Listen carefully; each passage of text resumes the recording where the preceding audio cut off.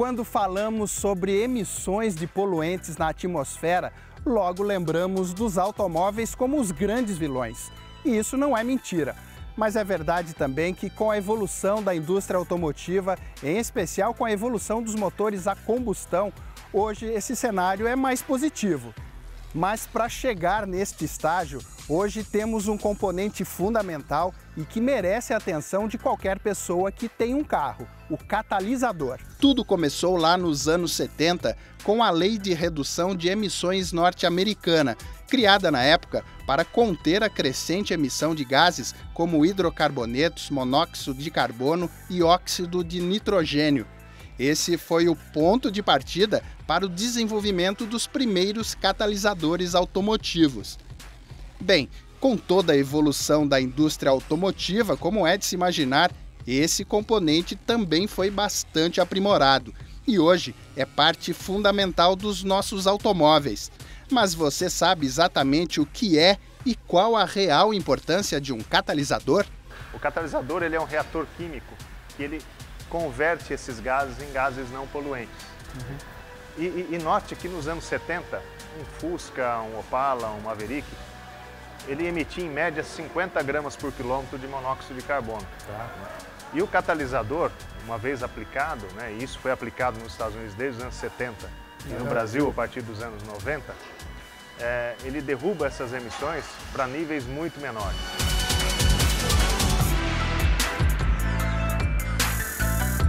Agora, curioso, você fala nos anos 70, a gente associa hoje o catalisador aos motores modernos com injeção eletrônica. Nessa época era só motores carburados. Nessa época o catalisador era aplicado em motores carburados. Isso não mudava a realidade do trabalho de um catalisador. Na verdade a tecnologia aplicada no carro obviamente era inferior.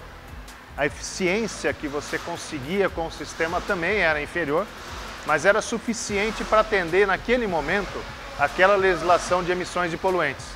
No Brasil, o catalisador chegou aos nossos carros bem depois, mas o componente ganhou mais notoriedade mesmo a partir de 1992, com a segunda fase do Programa Nacional de Controle da Qualidade do Ar.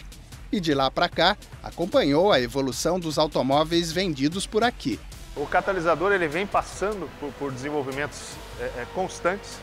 Então, aquele catalisador dos anos 70, para ter ideia, que surgiu nos Estados Unidos, ele era um catalisador à base de pellets, que eram pequenas bolinhas com banho de alumina e metal precioso.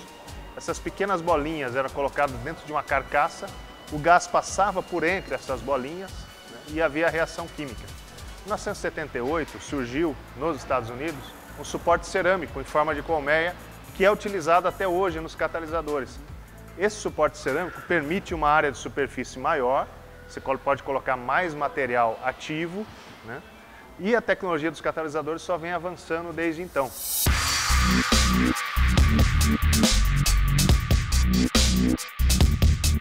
Agora, para ficar bem claro para quem ainda se confunde com o catalisador, tem gente que acha que ele é um simples filtro. Ele não é. Ele realmente elimina os gases tóxicos. Sim, o catalisador ele não é um filtro. O catalisador ele é um reator químico. Na sua superfície, como comentei, você tem alumina, tem outros óxidos e tem metais preciosos, que são platina, paládio, ródio. O gás poluente em contato com esses metais preciosos, a uma temperatura acima de 300 graus Celsius, ele faz a conversão desses gases tóxicos em não tóxicos. Então, hidrocarbonetos, monóxido de carbono, óxido de nitrogênio e aldeídos, eles são transformados principalmente em nitrogênio, vapor d'água e dióxido de carbono. Quer dizer, não dá para imaginar hoje um carro sem um catalisador. Não dá para imaginar. Você imagine a situação se dentro da cidade de São Paulo tivéssemos hoje uma frota só de veículos dos anos 70 circulando a 50 gramas por quilômetro de monóxido de carbono, emitindo, sendo que um carro hoje, 2019, a legislação trata num limite de 1,3 gramas por quilômetro. Tá bem, mas o que esperar do futuro? Em 2022, teremos outra virada com novas metas para a redução de emissões de gases poluentes. Pouco depois, em 2025, teremos um novo formato de medição do ciclo de emissões, que já está em desenvolvimento. Com o passar do tempo, se constatou que com a eletrônica hoje avançada dos veículos, o controle ele já não era tão eficiente só com o ciclo de emissões. Então agora se fala em medir as emissões fora do laboratório. Então seria as emissões medidas na vida real. Então essa etapa aqui no Brasil vai acontecer a partir de 2025. Eu diria que será um novo desafio para o controle de emissões.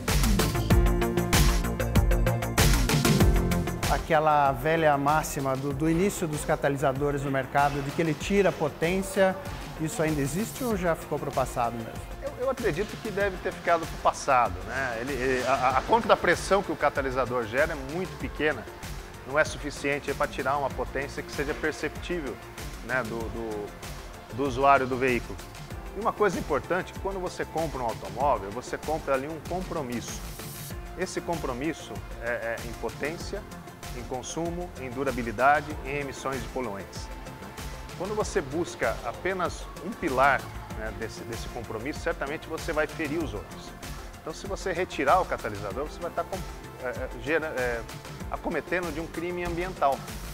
Você vai pegar um automóvel que foi feito para ter emissões quase zero, né, e vai transformar ele num automóvel poluidor, né, e não vai trazer um benefício para você em potência.